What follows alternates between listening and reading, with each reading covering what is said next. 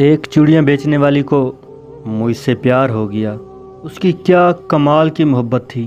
وہ جہاں بھی جاتی وہاں کی مشہور چیز میرے لیے تحفے میں لاتی۔ وہ میری خاطر میرے شہر میں 4 سال تک رہی۔ روزانہ میری منتیں کرتی اور روتی رہتی تھی، کہتی رہتی تھی کہ میرے نال شادی کر لے۔ میرے لگاتار انکار پر وہ واپس اپنے آبائی گاؤں جھنگ چلی گئی۔ کچھ عرصے بعد میں اپنے دوستوں کے ساتھ بہو سلطان کے مزار پر گیا۔ میں ادھر مزار کے باہر کھڑا تھا کہ پیچھے سے کسی نے میرا بازو پکڑا۔ دیکھا تو وہی چوڑیاں بیچنے والی تھی۔ خوشی کے مارے وہ کہنے لگی کہ میری دعا رنگ لے آئی، تیرا دیدار ہو گیا، ساڑی عید ہو گئی۔ میں جب بھی دربار پر آتی تھی عقب تجھے مانگتی تھی، اب تیرے لیے بیٹھی ہوں اور شادی نہیں کی۔ پھر اس کی آنکھوں میں آنسو آ گئے، کہنے لگی بھیک مانگنا، چوڑیاں بیچنا میرا قصور تو نہیں ہے نا، یہ تو میری قسمت کا، میرے نصیب کا قصور ہے، تو سزا مجھے کیوں مل رہی ہے؟ وہ سب کے سامنے میرے گلے لگ کے رونے لگی، کہنے لگی کہ ایک دفعہ میرے ساتھ میرے گھر چلو۔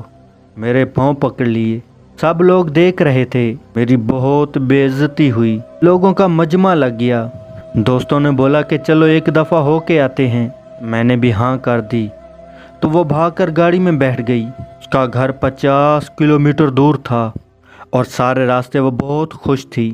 ہم اس کے گاؤں پہنچ گئے، وہاں سب گھر کچے تھے، لیکن صفائی پکے گھروں سے بھی زیادہ تھی۔ سب لوگ مجھے عجیب نظروں سے دیکھ رہے تھے۔ ہم ان کے گھر پہنچے تو ان کی سب سہیلیاں جمع ہو گئیں۔ پھر اس نے ہمارے لیے کیا مزے کا کھانا بنایا۔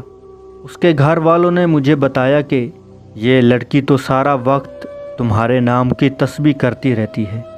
اور پھر جب ہم واپس آنے لگے تو اس کی آنکھوں میں آنسو نہیں روک رہے تھے۔ میرے ہاتھ چوم کر کہنے لگی کہ تیرا قصور نہیں ہے، میری قسمت کا قصور ہے جو میں چوڑیاں بیچنے والی کے گھر پیدا ہوئی۔ بڑی مشکل سے ہم سب نے اسے چپ کرایا اور پھر ہم واپس کے لیے نکل آئے۔ میں اسے کار کے شیشے سے دیکھ رہا تھا۔ وہ تب تک دیکھتی رہی جب تک ہماری گاڑی اس کی نظروں سے دور نہیں ہوئی۔ وہ ہماری آخری ملاقات تھی۔ پھر ایک دن میرا اس سے ملنے کو دل کیا تو میں اس کے گاؤں چلا گیا۔ اس کے گھر والوں نے بتایا کہ تمہارے جانے کے بعد وہ بہت بیمار رہنے لگی تھی، کھانا پینا ہنسنا سب چھوڑ گئی تھی۔ ایک دن اس کی موت ہو گئی۔